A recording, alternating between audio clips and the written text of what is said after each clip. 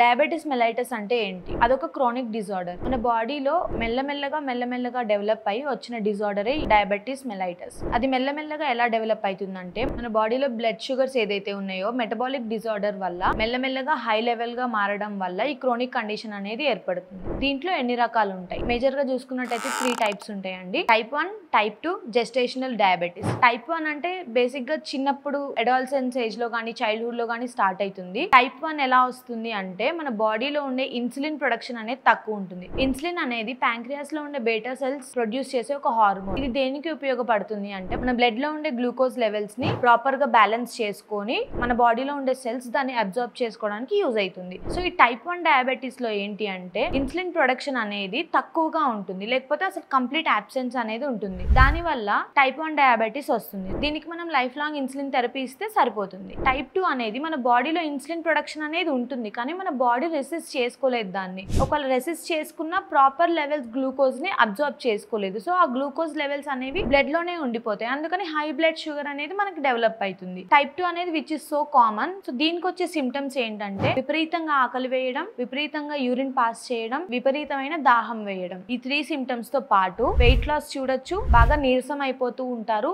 కొంతమందికి పిగ్మెంటేషన్ కూడా వస్తూ ఉంటుంది ఫేస్ మీద లేకపోతే హ్యాండ్స్ మీద. కొంతమందికి ఏమైనా దెబ్బ తగిలినా లేకపోతే ఏమైనా ఇంజురీస్ చిన్న ఇంజురీస్ అయినా అవి తగ్గడానికి చాలా టైం తీసుకుంటూ ఉంటారు. జెస్టేషనల్ డయాబెటిస్ తీసుకుంటే గనక అది ప్రెగ్నెన్సీ ఉమెన్ లో చాలా కామన్ గా చూస్తాము. ప్రెగ్నెన్సీ టైంలో హై బ్లడ్ షుగర్ లెవెల్స్ ఉండడం వల్ల వచ్చే కండిషన్ ఈ జెస్టేషనల్ డయాబెటిస్. ఈ జెస్టేషనల్ డయాబెటిస్ అనేది లాంగ్ టర్మ్ లో టైప్ 2 డయాబెటిస్ గా మారే ఛాన్సెస్ ఉన్నాయి. సో దీనికి కూడా ప్రాపర్ జాగ్రత్తలు తీసుకొని డైట్ అనేది మెయింటైన్ చేసుకుంటూ ఈ బ్లడ్ లో ఉండే షుగర్ లెవెల్స్ ఏదైతే ఉన్నాయో అప్ అండ్ డౌన్ అవ్వకుండా చూసుకోవాలి.